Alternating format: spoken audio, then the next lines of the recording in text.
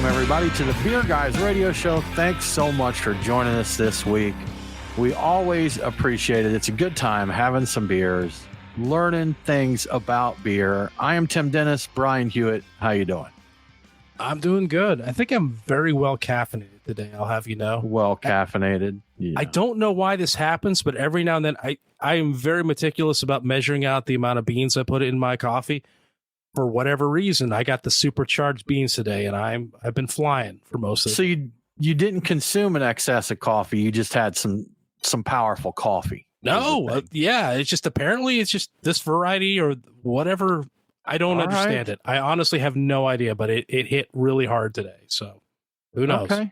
Interesting. Yeah. Interesting. Sometimes that happens, man. Has it been a good thing? Has it made for a productive day? I have been on fire, and no, it's been a really good thing. I kind of wish I had this level of productivity, but I actually kind of worry that parts of my body would start failing if I ran like this all the time. So I'm like, it's probably good this doesn't happen very often. But yeah. I've been amped all day. It's crazy. Amped, pumped up. Good stuff. Nate, how you doing? I'm doing well. I have not been on fire today, but it was a decent day. It's at the time of recording, it's middle of the week, so we're just getting through it one day at a time. We're doing our thing. Sometimes that is all that you can do. That is for sure. How you doing, Tim? I'm fine. Yeah. I'm doing fine over here, Nate. Nothing exciting to report. I'm not hyped up. I'm not, chilled out or whatever. I'm just fine. I'm just there. So it'll do. It'll do. Well, Brian, we had a little bit, I'm going to say an adventure this past weekend. We found out that Atlanta has a Soju distillery. And so we went and checked that out. And I don't know Soju. I still don't know Soju. But we went and checked that out. They had some Korean food too. So we grabbed a bite to eat and had some Soju. And I think after our trip, you actually did a little bit of research on kind of what Soju is and the other beverages they make there. Yeah, I decided I needed to look into it and find out a little bit. And this is all Korean, but it's a distilled spirit. It's clear. They say it's low in alcohol, but we had one that was at least 40% alcohol. So I think that we had a craft version that wasn't quite the typical Soju. But it tends to be neutral and it's slightly sweet in taste, which is accurate to what I noted.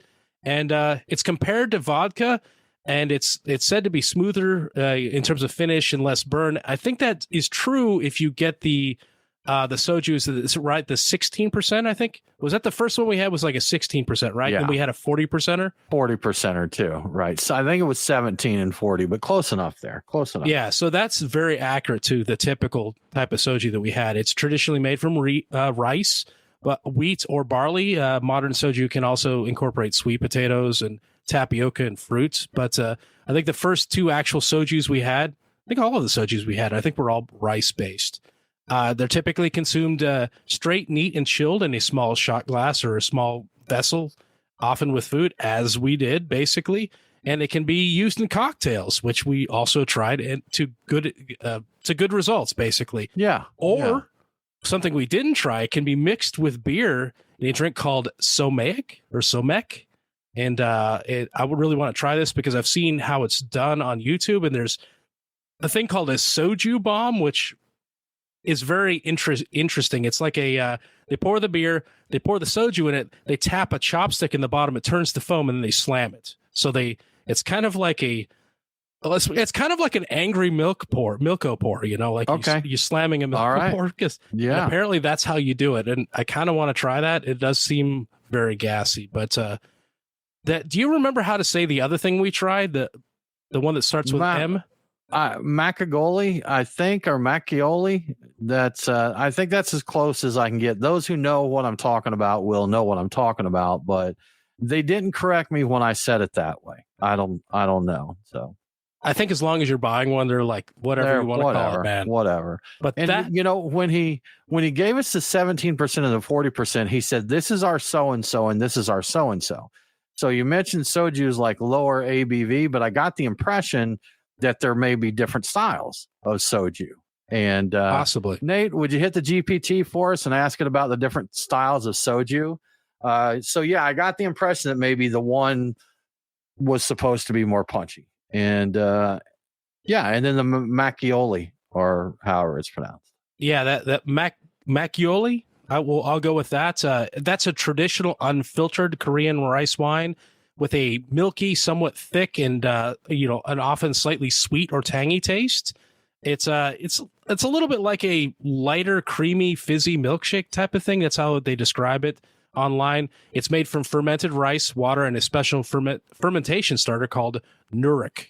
It's served chilled and can be found in its original form, or like we had it, with various fruit flavorings like strawberry or mango or blueberry. So it's actually really nice. And if you're lactose intolerant, yeah, it's a good way to get that kind of feel of the almost a milkshake. Creamy milky. Not quite there, but yeah, it was really nice. I thought that was nice. So I was surprised when I took a sip of that it has a fermented beverage taste to it. Yeah. And because I guess I thought it was I thought it was unfiltered soju. So I thought it was a distilled thing that they kind of diluted down with something else. But it's that, to my understanding, is not distilled. It's just a fermented beverage, correct? That's the indication I saw. Yeah. Okay. It's and that would make sense from the flavor profile there. So if you had something like a kombucha, kind of that taste, that fermented taste there, that was also present in the Machiavelli. So yes, the Machiavelli. Yes, it's always plotting against you. Yes, exactly. But no, it was nice. Like you said, the one they had there was strawberry. So the mixed the beverage. I keep wanting to say the name, but I don't, because I'm sure I'm going to mispronounce it every time I say it. But their strawberry beverage was nice. It was. I would order it again. Yeah, I like that. Yeah. And yeah, again, we had the soju and cocktails, and it did a pretty good job with the cocktails as well. So yeah, fun time. I would, if you have a place around you that's making, give it a shot. And I know it's easy to find if you go to a liquor store. I've found them before. I've got friends who drink it. I've tried it before, and I think that the one we had, especially the higher proof one, was probably the best tasting version of it I've ever had. So I like that one a lot. They also had a gin that was pretty nice there. Yes, they did. Their gin was actually pretty good. So I don't know if that... See, I thought it was always made out of rice. I did not know that it could be made from different grains there. So I just assumed it was a rice beverage. Now I kind of wish I'd asked them, what's yours made out of, just out of curiosity, because I imagine what you distilled it from would give some different character to the flavor. So I would think so. My guess is probably rice. I think the majority of them are probably made with rice, but yeah, apparently more varieties than that. That's what I found. So sake is that's rice. Like that's not flexible, right? Yeah. Okay. Nate, you find any soju information for us? I did. So I did confirm that it is a distilled product, but it actually can be low or high proof. So the proofing range, or the percentage range, can be as low as 12.5% and all the way up to 53% ABV. So so even those lower ones, might taste just fermented when they're actually distilled. But there's three main flavor types when it comes to soju. So there's fruit flavors, which include strawberry, green grape, peach, apple, plum, watermelon, etc.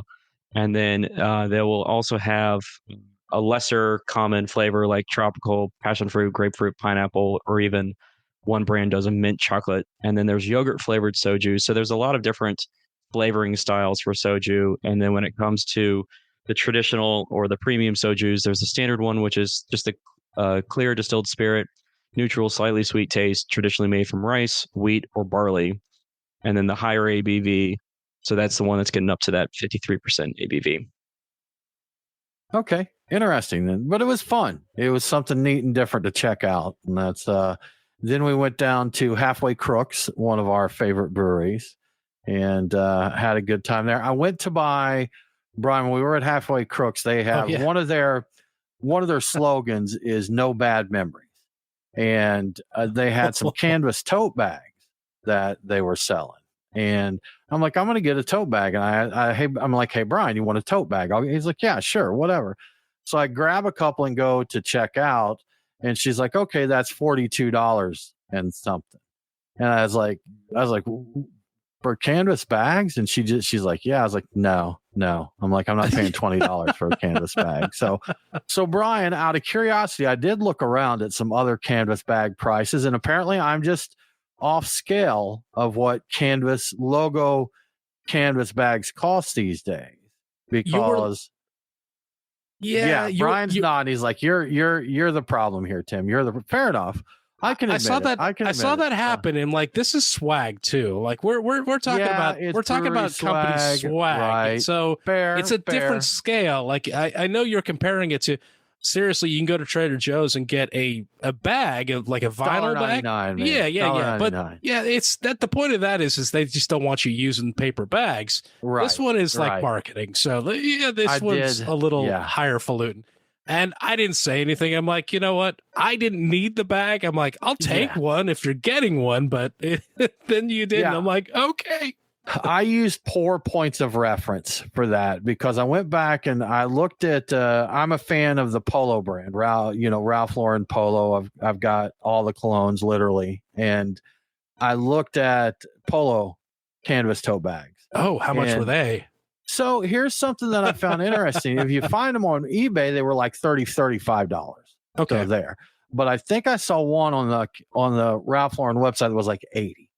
So, in scale there. But there's also a perfumery I like called Clandestine Laboratories, and they have merch. So I went on there, and they do have a canvas tote bag, and theirs was $28. So yeah, them branded tote bags, man. I guess I still wouldn't mind having one. I just had shock there, Brian, because I'm expecting like $5. And so, I thought you were just feeling like, I'm like, you know what? I got a good bonus this week. I'm ready. Let's get some tote bags. I'm like, all right, let's get some tote bags. I honestly think if I hadn't had mental expectations of it being $5, I probably wouldn't have been as shocked as that. But again, I'm thinking this is literally a canvas bag that I pay $2 for at Publix or Trader Joe's or wherever I go. But again, as you mentioned, that's kind of marketing for those guys. I mean, it's marketing for the breweries and stuff too, but essentially they want you to buy that and not go through 300 of their paper or plastic bags or thing. Absolutely. They want you to keep buying their groceries there. So yes, I'll admit it, man. I had a poor point of reference for that. So the end of the story is I do not have a Halfway Crooks tote bag at this time. So at some point I'll probably might even buy one of the lager hats, but I mean, I don't even know what swag goes for these days. I'm like, I've seen like $40-$50 for like t-shirts in breweries now. That's like nuts, man. It really is. I have a problem, and maybe I shouldn't, but I have a problem with paying that kind of money to pay. I'm basically paying to advertise your brand. Like, I'm a fan, and I do like wearing swag, but at the same time, I don't feel like I need to pay $50 to wear your swag around. So I don't know. It's just me. What's that name? Take heart that the lager hat on the Halfway Crooks website right now is only $30, so you don't have to pay $50 to rep the brand. Does it come with a bag? For another $20. Yeah. Okay. Yeah. I need a carrier. I need a bag to carry that hat around when I'm not wearing it. But that's the thing, man. Beer drinkers like to rep their brands and that. And hey, we can't argue, man. We've got t-shirts and people have bought our t-shirts with our logo on them there. Sure. So, it's something. I don't even remember what we charge for our tea. I think we did charge. It's not $50. It's not. You know what? I think we were like 20. So seriously, I don't think it was that bad. And I know from getting t-shirts made, we did upgrade to the nicer t-shirts. Very soft, very very nice t-shirts. They're not inexpensive. I'll put it this way: we don't make money off t-shirts for sure. Because basically what we were selling for was slightly above what our cost was. So we just wanted to be able to. We wanted you to have to wear our logo and be able to buy another t-shirt. Was basically our exactly. Yeah. Well, good stuff. Well, guys, moving right along. Beers of the week. Brian, what are you getting into? Yeah, so I pre-gamed with a Pipeworks Lizard King, which is a mosaic hopped pale ale, and it was quite nice, very enjoyable. And I'm currently working on Bell's Cold Hearted IPA, which is a cold IPA. This is one I've been looking around for a while, and I finally found some the past week. So it's a good beer, solid. It's kind of what I would expect for that. And after the show, with the Patreon folks in the bonus round there, I'm going to get into Boulevard's Proper Pour, which is an imperial stout that's aged in bourbon barrels and then aged again in ruby port barrels. So double aged. Spoiler, I've had one of these before and I like it a great deal. So yeah, that's cool. I heard about this coming out, I think last year, and I didn't see it around. And then suddenly I wasn't even expecting it. I found it on the shelf someplace. I'm like, oh my goodness. And so I bought it. Boom. Yeah. It glowed. Like I heard angels singing and everything else. It was great. That sounds like a fancy beer, man. Yeah, it's very fancy. Yeah. Nate, how about you, man? What you getting into? So starting off from my Great American beer tour, I have from The Alchemist, Folkelbanger. Cool. This is my first time ever having this beer, so it's kind of nice to have it on the show. And then following up from that, I've got from Burial, the Forever Tethered to My Own Undoing, which is a imperial pastry stout with toasted hazelnuts and Madagascar vanilla beans. That sounds tasty. Speaking of that, we tried. So Halfway Crooks is really known mostly for like their drinking beers. You know, a lot of lager styles and kind of lighter IPAs. But they had a barrel aged stout on this weekend that was phenomenal. And we missed their Oktoberfest by a week. That's coming out this weekend, so I have to try and make it back down there. You know, to grab some of that. But it was. You could join me on Sunday when I go. You go on Sunday? Yeah, Sunday. Maybe. Yeah. That's because for those, I know everybody likes this show. We always enjoy doing it. We're recording our Oktoberfest tasting. That is this coming weekend, right?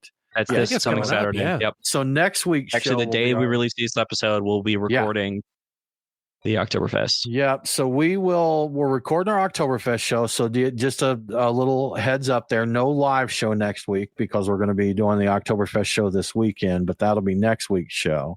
And always a fun time seeing what's in. And I know Nate and Brian have been on the hunt to get us a good variety of Oktoberfest beers there. So be a good time. So Beer Snob Sean chimed in on the swag stuff. And he said stickers above $1 or $2 are a big issue with me. Mm-hmm. And you know what? I have to agree with that, man. Stickers should almost be like there's a cost associated with those, but that should be giveaway marketing, especially if someone, let's say you're at your brewery, they bought a couple beers, they've done this and that. Give them a sticker, man. Give them a sticker. Because I have seen some where they're like, these are $3, these are $5. I'm like, I'm not paying you. Didn't we quit charging for stickers like 2 or 3 years ago? We did. Like the ones we just, if we have them, we just give them to people. Like we haven't charged for a sticker in ages. We have small, like we had some buttons that had our logo on it, and we had some stickers. I think we had some keychains, maybe. That's it used to be that these swag makers would occasionally run deals where they're like, we'll do 30 of these for $1. You know, so we may not have a lot of an item, but we're like, why not? Or 30 for $10, something like that. So we get some and just give them away at events and different things. Yeah, I think the only thing we ever charged for, at least after in the past 3 or 4 years, it's only been like hats and shirts and hats. And that's because there's such a cost involved with them. Yeah. And not even for those sometimes. So like, a brewery buddy comes along and say, hey man, I never got one of your shirts. I'm like, all right, man, we'll hook you up. Or I need a hat. We get a friend like, I need a hat. Yeah, we are terrible business people when it comes to that. We're so bad at making any kind of money off of shirts. No. And that someone's like, oh, I like those shirts. I'm like, let me give you one. Let me give you one. So here you go. That's the wrong approach. Your daughter need a nightgown? Your wife want one? Does your dog wear a t-shirt? So, that's when we're supposed to bid them up. I really like that. Oh, you smart. do you? Ooh. Yeah. Well, this one's $30. No, that's right. 30, 40. Start putting them on eBay. See what we can do there. Well, Brian, interesting news. Sean O'Sullivan from 21st Amendment announced, about a month ago now, I think, a few weeks ago, that he was leaving the brewery. Yeah. He announced that he was kind of taking a pause from that. And then not far behind that, really surprising news to me, but 21st Amendment is shutting down and looking for a buyer. Yeah. I mean, seriously, within like a day or two of him saying, I think he and Nico both were talking about stepping away. And like a day or two later, 21st Amendment, they officially announced that they're winding down operations and ceasing production after 25 years. So both of the co-founders are seeking a buyer for the brand. Operations at the San Leandro production facility are expected to stop in early November, But the company plans to keep the tap rooms open as long as possible, though, because I think they have a lot of product that they can sell. The decision came after a potential financial lender backed out of a deal to invest in the brand. The lender cited mounting challenges in the craft beer industry. They got cold feet, basically. So I think when the announcement was made, they expected to have the money, and then they found out a day or two later, like, nope, you're not going to have that investment money. So basically, the company has faced numerous obstacles, including declining sales, economic uncertainty, which everybody's faced, really, significant challenges stemming from COVID-19. And the COVID thing was a really big one for them. The company hasn't been able to recover from it. They've been suffering double-digit volume declines every year since 2019, which is a lot of years for double-digit declines. But they also specifically said they had a disruptive distributor switch, and they were put on an allocation by a can supplier, and they had a dissolution, I guess is the word for that, of a national sales partnership. All of those things happened together in some like a short period of time, and that put them in a very bad spot on top of everything else going on. So their large-scale production facility has become unsustainable as beer sales have slowed, and the business hasn't been profitable in several years, which is understandable considering they're losing a lot of sales. Despite the closure, the founders hope that a buyer will acquire the brand, and keep the legacy alive. All I can say is I hope it's not Sapporo, and I hope they're able to find a buyer, because I missed their beer, and I don't think they've been available in our area for a while. But I like their the Fireside Chat beer, and they had a couple of other beers Lower that come around. The little shorty cans of barley wine that they had. Yes, High Watermelon was a good summer crusher. A lot of people like that. I really like Chat was their Christmas, like their winter warmer beer. Yeah. I really like their coasters too, because they had the best, like, the coasters. I have on my side table. They're really worn out, so you can barely tell what they are. But the Bitter American Session Ale that had the monkey in the spacesuit.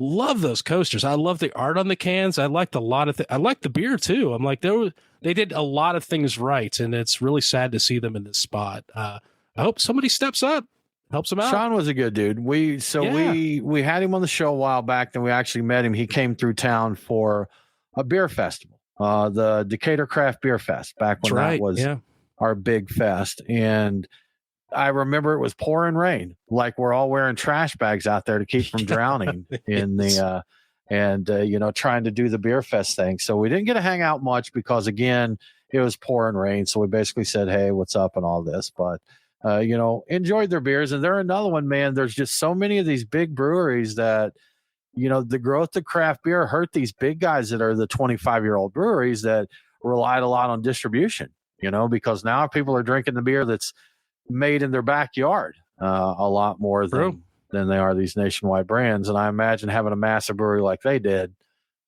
tough to hold on to. So that's bummer news, man. I like Seriously. I like 21st Amendment for sure. So another one, man, won't be the last, unfortunately. No. Yeah, well, Brian, we're very health conscious, as everybody that listens to this show knows. We always try and keep up with guidelines and what's going on. And we found out this week or recently a controversial study was dropped regarding dietary guidelines for alcohol consumption. Indeed. We're basically a health podcast, Tim. Pretty much. We Essentially. So like you said, the controversial study was dropped. It had been commissioned for the 2025 dietary guidelines for Americans, and shelved reportedly. I don't know if this is official, but reportedly shelved by U.S. government officials. The study in question was created by the Interagency Coordinating Committee on the Prevention of Underage Drinking. So ICPUD is the way I like to call them. Great. You probably heard us talking about it before. The study basically says that the risk of dying from alcohol use begins at very low levels of consumption, and that there are basically no safe levels of alcohol consumption. So a very strong line on alcohol. Beverage industry, alcohol industry groups, including the Brewers Association, have been fighting the study for over a year, claiming it's biased, it lacks transparency, and it was conducted by scientists with anti-alcohol affiliations. So reportedly, the people doing the research were funded by groups interested in people just never drinking again. Yeah, basically. And that makes me suspicious. A little sus. Yeah. So if the study is legit and there really is this problem and they really found it, that's one thing. But if you're getting paid to find that, well, then I question it. But anyway, so the findings were considerably different in the other government commissioned study from the National Academies of Sciences, which painted a gentler picture of moderate drinking, which is more in line with everything we've ever heard about moderate drinking. I think it's like moderate drinking is safe. The one thing they did say is like, even with moderate drinking, there's a slight increase of the risk of breast cancer for women. So with moderate drinking. So that was the one thing that they kind of lowered the or raised awareness of basically with theirs. So if you're interested in reading the study, the authors say they still plan to publish it in an academic journal. They don't say which one. So it will be available at some point, but I think you get the general gist of what it's going to say. The updated dietary guidelines for the 2025 to 2030 period has not yet been released yet. And there's no timeline as to when this is actually going to happen. So earlier this year, we thought the guidelines were going to be released in July, and now we just don't know. We know they're working on them, and we know what's going to be in them. So it's a little less interesting when they get released, because unless they add a new study that says, once again, that alcohol will just outright murder you the minute you drink it. I mean, I think this will be a non-issue. Yeah. Look at it and you're in trouble. I wonder how many scientific studies are truly 100% unbiased, because I feel like anybody who goes into a study, they have something they're trying to find, or they have a result that they want to get. And especially when it comes to like our diets, what we should eat. And I can't remember the specific thing, but I've heard a few things that about like the guidelines of what we eat, and that they're all biased. Like this was done by I think corn syrup is a good one. They're talking about, you see these commercials out, and it talks about there's like pro corn syrup commercials out these days. And apparently, of course, if you see the little tagline at the bottom, it's like, paid for by the corn producers of America or something along those lines, and it's like, oh, I won't drink that. That's got corn syrup in it. And the other person kind of smugly says, corn syrup's totally fine when consumed in moderation. So, and I'll be honest, I don't know. I don't know if it is or not. I don't know if it's good. And I think I remember seeing a study that corn syrup, the type of sugar in corn syrup is different. And I forget a little bit from the brewing days, but there's like sucrose and maybe fructose or something like that, and fructose and all of those. Yeah. And apparently the type of sugar in corn syrup is not the best for you, the way that it impacts your body. But according to the people that make corn syrup, Brian, it's totally fine. It's totally good. Yeah. The people that grow in the corn are like, dude, no, it's fine. That's fine. Have as much of it as you want. You'll be good. That's right. Yeah. I feed it to my bowls of it to my kids for breakfast. Good stuff, man. Good stuff. But yeah, it would be nice to just have, because you know what? If I could trust all these studies, I'd do my best to, it's like, hey, this legit, this is really bad for you. And I'm like, oh, okay, thanks. But every study I hear, I wonder if it's legitimate. At a certain point in time, I believed anything like had scientists touched it and had gone through research and peer review. Oh, that's got to be legit. It's like, no, you can finesse data any way you want and come up with observations any way you want, and choose to ignore some things that might be very obvious and play up some things that are less obvious. And the people who are funding your research, that tells you a lot about what the actual study's about. So I honestly don't know what to believe anymore about most things. So nobody does, man. I just believe I'll have another beer. That's the only thing I can believe in. Yes. Moderation, Brian. Yes. Moderation. Good stuff. Only one beer at a time. That's my moderation. That's right. That's how moderate you are. And sometimes not even that, depending on how the day goes. Well, Brian, before we move on, how about we give a shout out to our good friends at Truck and Tap? Sounds like a good idea. The prime patio weather continues this week in Georgia. You're never going to find a better time to drink in the great weather and some equally great fresh craft beer at Truck and Tap. This is the perfect time to do it. Whether you're looking for crisp lagers, tropical fruited sours, or the latest hazies, or even something stouter, Truck and Tap has you covered. And don't sleep on the overproof rum and tequila bar at Truck and Tap Alpharetta. I need to go there. I still haven't been there. It's really a good time for a Mai Tai, and they can hook you up there. But let's focus on the wide variety of craft beer available so I have an excuse to give you my beer picks for the week. At Truck and Tap Woodstock, I'm going with Creature Comfort's Cherry Oud Brune. This foeder-aged fruited sour showed up a few months ago at one of the locations and quickly disappeared, and I missed it, and I'll bet you did too. And it's a limited thing, so now's your second chance. I love an Oud Brune, and this one is said to have amazing depth and character. Reportedly, it tastes a little bit like a cherry wine, which is intriguing. I'm not sure. I'd have to try that to see if I really, really enjoy it, but I have a feeling I would. At the Duluth location, I'm getting Halfway Crooks Radix on the side pull tap. There's nothing mysterious here. I love a good German Pilsner on a side pull tap, and this one features Hallertau Blanc hops from the Seitz farm in Bavaria, so it'll be quite lovely to drink on the patio. At Truck and Tap Alpharetta, my pick is Wild Leap's Alpha Abstraction Volume 29. I have been drinking the Alpha Abstraction series of IPAs since the very beginning, since the very first one, and it's always fun to try the latest iteration. They do vary a great deal from one to the next. I couldn't even tell you at this point which is my favorite because there have been like 30 of them.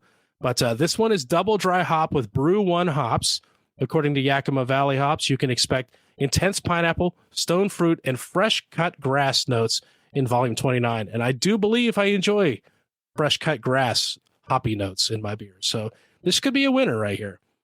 And finally, at the Lawrenceville location, I'm going with Jester King's Le Petit Prince. It's just the ultimate session beer. They call it a farmhouse table beer, and it's fermented with wild ale yeast, and it definitely tastes like it.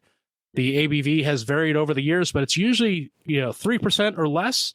It has way more flavor than you would expect for such a light beer. It's really impressive. It's truly an excellent beer, and I could drink this one by the pitcher.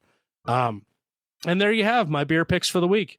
As always, if you'd like to see the full tap list before stopping by, take a look at truckandtap.com. The taps change quickly, and you never know what new fresh beer is going to go on tap, and it may be better than anything I've talked about. And if you'd like to see what food trucks are serving and what events are happening, your trivia, your karaoke, your live music, you can also find that at truckandtap.com. Everything you need to know can be found at truckandtap.com, so check that out.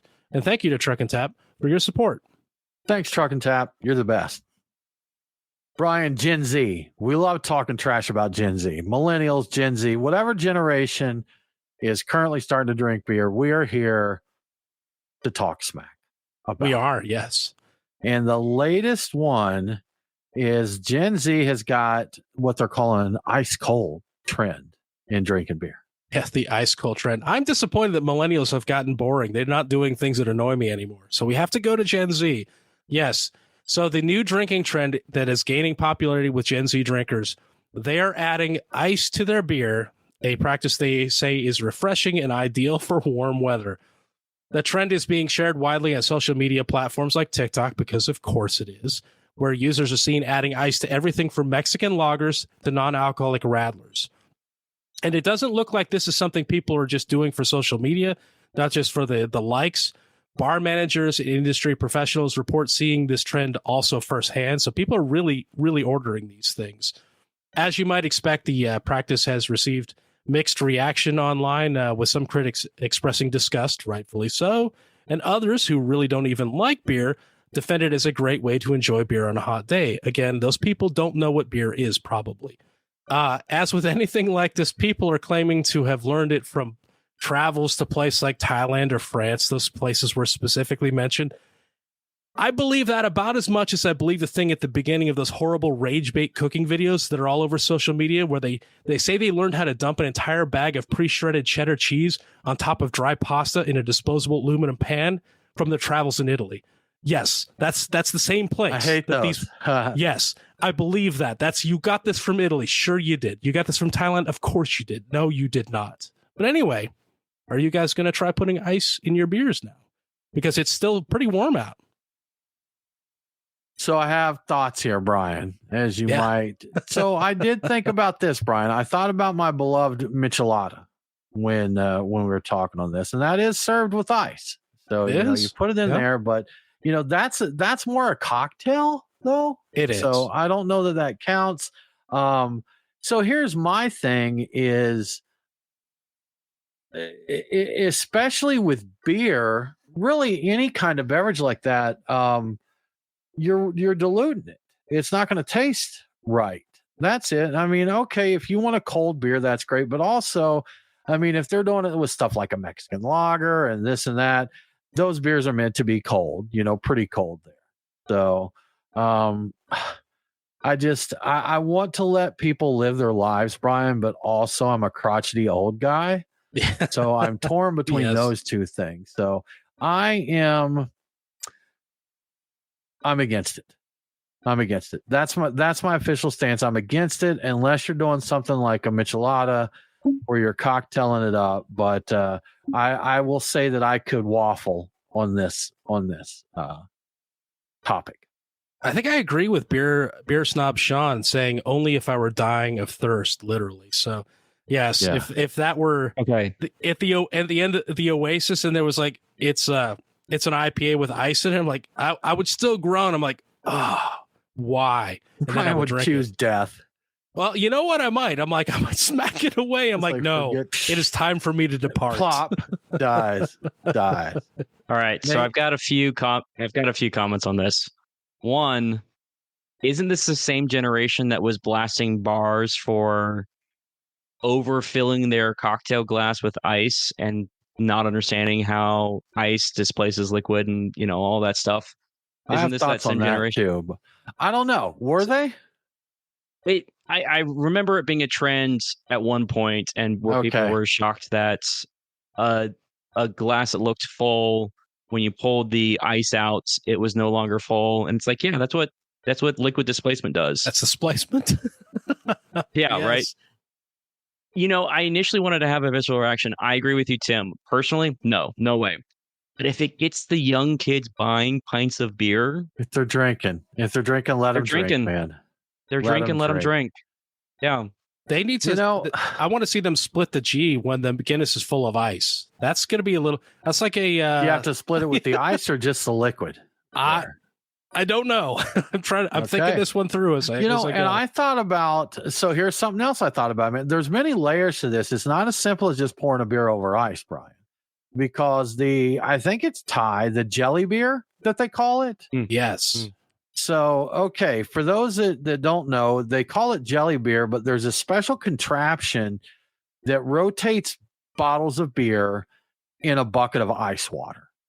And the way it does them, when they pop the caps and pour it into a glass, it instantly crystallizes. So you get ice beer. Now, the difference here being, Brian, is the ice is beer. Yeah, you're freezing the water in the beer a little bit. But I remember us going to a Thai joint here, and it is Thai, isn't it, Brian? It is Thai, yeah. I remember us going to a Thai joint here in Atlanta that does the jelly beers, and I think it was 138 degrees, if I remember right, the day that we went, and we're sitting on the patio, and we're just dripping sweat, and I will say, those jelly beers that were frozen were really, really nice. Out there. We definitely ordered a second round of them. We did. So, I gotta give a little bit on that. But Nate, to go back to your cocktail ice, that brings up a good point. When we were at that Soju distillery, Brian got a cocktail that had a square rectangular ice cube in it. Mm-hmm. And you could literally read a menu through the bottom of his glass because the ice took up all that.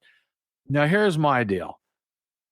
I understand liquid displacement a little bit. It's a little bit voodoo to me, to be honest with you, Nate. I'm not sure exactly how it works. But if you pull that cube out, you've got seriously like a quarter glass of liquid, and it's $13 to $15. So I think I'm getting to the age where I'm old enough that I remember stuff being cheap, and I'm not, now everything's expensive. Everything's expensive. So, if you charge me $13 for a cocktail and it's a quarter of a cocktail's glass worth of cocktail and 3/4 of that is mixers, I don't love it, man. I don't love it. Would you be happier with a smaller volume glass, less ice, less mixer, but the exact same amount of alcohol?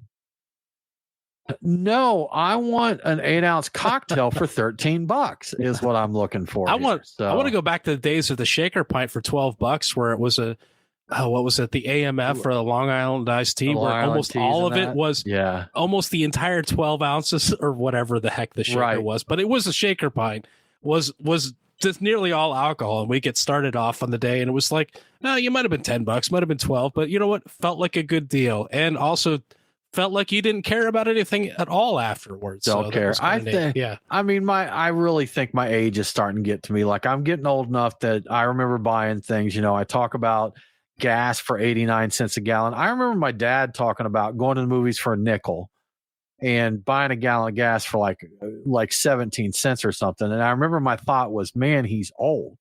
He's super, super old, which is exactly what people younger than me think when I say, I remember dollar movies. I remember going to the movies on the weekend for $1, and our theater had a deal where if you cut the coupon out of the newspaper, which newspapers were a thing then, and that's relevant now because Atlanta's newspaper, the Atlanta Journal-Constitution, has announced that they're quitting their print issue altogether. They're quitting the prints. So in a city of over 6 million people, we won't have a printed newspaper anymore. So, but back in my day, kids, you could cut the coupon out of the newspaper, and you got a movie, a small popcorn, and a small drink for $1. I had a $1.50 theater in my college town. I went to that a lot. And, I did read an article recently, and I wasn't even planning on bringing it up, but it was about the whole ice thing. And the large cube, you're actually being done a favor. There is displacement, but your cocktail is typically 3 to 4 ounces, depending on what the ratios are. Putting the large cube in there keeps it from watering it down. So when they stretch it out over a large vessel with a large cube, they're actually doing you a favor, keeping it colder without diluting it. That was Don't get as much melt from multiple cubes, multiple surfaces there, huh?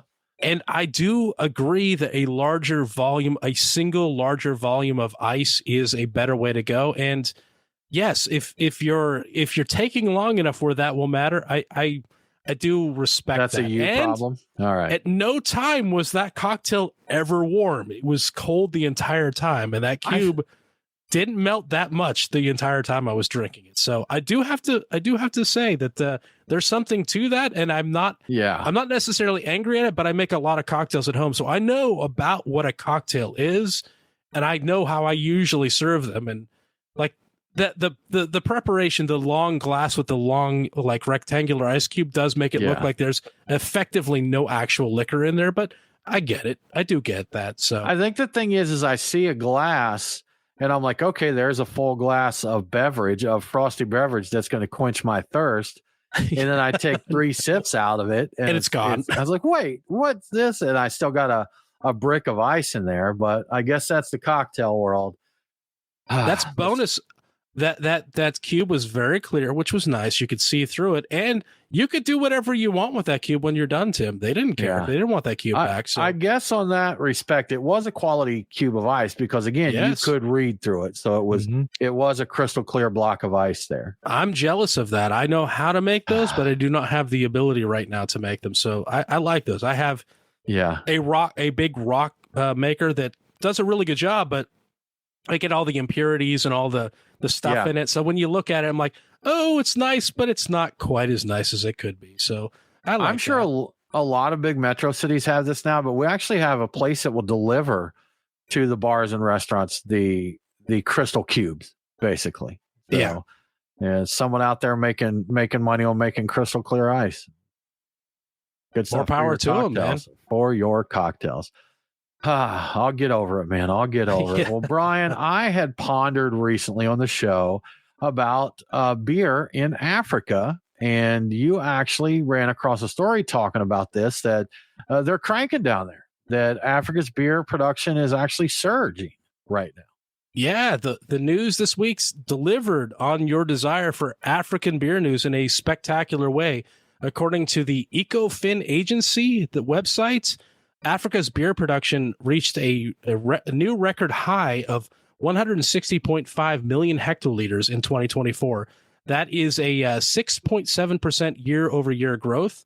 This surge made Africa the only continent to increase beer output in 2024, as global production declined by 0.3%. The growth was largely driven by Angola, which saw beer production soar by a record 35% to 16.2 million hectoliters. That is the fastest growth rate in the world. Angola's performance allowed it to surpass Ethiopia and become the third largest beer producer in Africa, behind South Africa and Nigeria. And I believe Nigeria is where we were talking about that has a Guinness brewery. Mm-hmm. The growth marks a strong recovery from the slowdown in production caused by the 2020 pandemic. And I got to say, way to go, Africa. That's incredible numbers. And if you're interested in trying some beers in Africa, the following are reportedly available here in the U.S. You might have to go looking for them. It may be tough. Tusker and Whitecap from Kenya. And I think Whitecap is a reference to Kilimanjaro, I believe, from what I was seeing. Star Lager from Nigeria. Castle Lager, Windhoek, and Carling Black Label from South Africa. I think Carling might be tied to a macro brewer, but I don't know. Whatever. I don't know how representative any of these beers are of what's being brewed and consumed in Africa, but these are what's available here. So if you'd like to get an idea of what they're making there, this is some of it. So yeah, I'm gonna keep a lookout. I've seen Tusker before, and there's a few other ones I'm interested in trying out. So if I see these, I'm definitely getting some. I'd try African beer. See whether I think every country we found. I don't even remember what it was called now, but I went to a Korean joint and they had the Korean. Every place has got their standard lager, your basic lager beer there. So, and then China again, Snow. Didn't you? You found some variation of Snow, didn't you, Brian? I found their export one. It's available, like a limited amount of it, but I did find it here locally and drank it. It's not bad. I think it's pretty solid. Would it keep me coming back? It's not going to keep me from drinking Halfway Crooks instead, but it's good enough that I would drink it if I saw it, for sure. Well, that's like going out to a Indian place that has, what's it, Hayward's 5000 or what's the other one? They've got Kingfisher or Hayward's, and they come in like 500 ml bottles. If I go out, I'm probably going to have me a half liter of some Indian beer with my curry. It's just do I ever want Kingfisher any other time? No, I don't. But I do enjoy having a bottle of it there when I'm eating my Indian food. Yeah, or Singha or Beer Chang for Thai food, I think, are the two that I typically see. So either one of those, just not Sapporo, right, Brian? It never Sapporo. No, Sapporo. The anti-Sapporo front. Nope. Good stuff, man. Good stuff. Yeah, I have to keep an eye out, see if we see. I wonder if any of our African restaurants around here have some African beers. They probably would, because we do have some South African restaurants or something. We have South African. We have Ethiopian. Joints. Ethiopian too. Yeah. So I bet we have a few that we might be able to find something there. We'll have to poke around and see because I could go for some Ethiopian food too. I'm down for that. I think there's a small enclave of Ethiopian restaurants not far from where I live, like 2 or 3 of them together in one small area. I haven't been to them in years. I went one time. It was good. It was really good. It was interesting. I had like completely different concept for food for me. So yeah, they would probably love it. I know one of their popular dishes is like chopped up raw beef with an egg yolk on it. Yeah, that sounds absolutely disgusting. I'm sure I would love that. Yeah, absolutely. They would be all over that. Kitfo, I think, is the one I was thinking of. Kitfo. And apparently they have another one called Gored. But I believe we've had Kitfo at one of the joints here before, Brian. I think we tried. Probably. I do we had love a big spread of a lot of stuff. Yeah, I don't remember what all of it was. Yeah. Bread. They've got that spongy sourdough bread, injera, that is kind of tart. And normally they'll put a piece of that down and load you up with stuff on top of it. So. It was good. I don't remember hardly any of it, but I would do it again. They know how to throw down. Good stuff. Well, Brian, interesting news here. Mosquitoes. We're getting, you know what? I don't remember seeing a ton of mosquitoes this year. And that's usually, I don't, there have been years definitely where they were thick, but I don't remember that many this year. But there is a new study that say mosquitoes prefer beer drinkers. Yeah, well, it's because beer drinkers are naturally more attractive. But anyway, researchers from a Dutch university conducted a study at a music festival in the Netherlands to understand why some people are more prone to mosquito bites than others. The study involved 500 festival attendees who put their arms in a box full of mosquitoes. The researchers recorded with a video camera the mosquitoes' reaction to their arms. They kept track of how many mosquitoes landed on the arms and how long they lingered. But don't worry, this sounds horrible. This actually kind of sounds nightmarish, but the participants in the study wore a special protective covering to prevent the mosquitoes from actually biting them. But the material was porous enough to allow the scent of their skin to pass through so the mosquitoes could smell them, but not, wide enough openings anywhere so the mosquitoes could actually bite them. Concert goers also answered a questionnaire about their behavior at the festival and before the festival. Researchers found a significant correlation between mosquito attraction and beer consumption. They also found that people who had smoked marijuana or shared a bed with somebody else recently also got a lot of mosquito attention. According to the researchers, mosquitoes simply have a taste for the hedonists among us. So mosquitoes know who's having a good time, and they want to have a good time too. So they're just going to suck your blood, basically. On the other hand, people who had recently showered or were wearing sunscreen were less attractive to mosquitoes. So on the plus side, we've learned that sunscreen is also good for repelling mosquitoes on top of keeping you from getting skin damage, possibly cancer. In another article we talked about back in the spring, I knew I remembered talking about mosquitoes recently. Smithsonian Magazine came to a similar conclusion. Their theory was that drinking led to increased CO2 emission and body temperature. I speculated back then that I thought that the smell of your sweat after you drinking seems like a plausible explanation too, because it's noticeable depending on how much you drink and what you're drinking. This new study seems to support that theory, so I'm actually going to take a little bit of a win for this, my little off-the-cuff remark there. But that article also noted other things being shown to attract mosquitoes, including having type O blood, a recent exercise, skin bacteria, sweat chemistry, genetics, and the color of your clothing. So all those play into it. But interesting. The aroma, that's a thing. So that makes sense. Yeah, I get it. As a side note, mosquitoes also, I don't think that's flies. I don't know if mosquitoes, I was going to say they eat poo, but I don't know if that's mosquito. I know flies. Flies will. I don't think mosquitoes would do that because they don't need those little straw things for poo, because poo is very slurping it out there. Yeah, I don't think it's a straw type of situation. Fair. Probably right there. Probably right.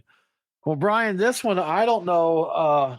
I don't know what to make of this. Interesting information, but traces of rare earth minerals have been found in beer.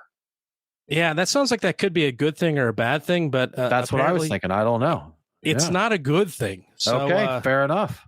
Move over microplastics. There is a new water pollutant in town for us all to be terrified of.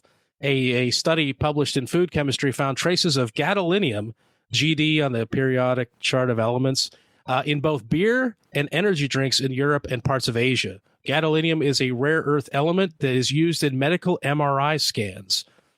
The research suggests that gadolinium enters the water supply, specifically rivers and aquifers, after first being excreted by patients and passing through the wastewater treatment system. So, yeah, whatever's happening with MRIs, you're passing that into the water after the fact. Yeah.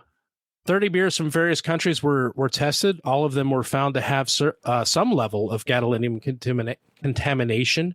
One beer, Sagres from Portugal, showed a significantly higher concentration of gadolinium, which researchers have linked to their water source, which is the Tagus River. I'm not sure why the Tagus River has so much, but it does.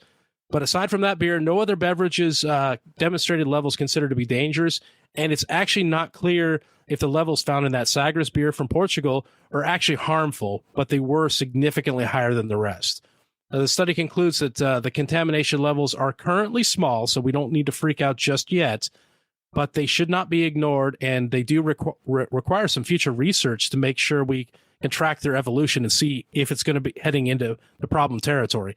The one thing that seems clear to me after reading this is that the water the breweries are currently using to make their beer is going to become more and more important in the future, and it might be a good idea to get out ahead of this and start working on that water game and even putting it on your cans that this water is like, we've gone through these processes Cleaned with it water up. in this beer. Cleaned Because that's going to become a problem. I'm just warning people now.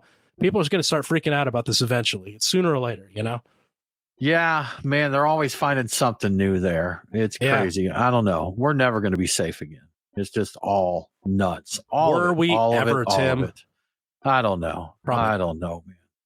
Well, y'all, that about wraps it up for this episode of the Beer Guys Radio Show. Thanks again for hanging out with us. Again, as a reminder, we will not have a live stream next week. We are recording our Oktoberfest tasting show, which will come out next weekend. If you enjoy what we're doing here, we would love for you to support us on Patreon. Go to patreon.com/beerguys. If you'd rather just, support us with no cost, that's cool. Tell a friend to listen, subscribe to the podcast, share with your friends. We would greatly appreciate it. But with all that said, we hope you have a really good week. And don't forget to drink local. Cheers.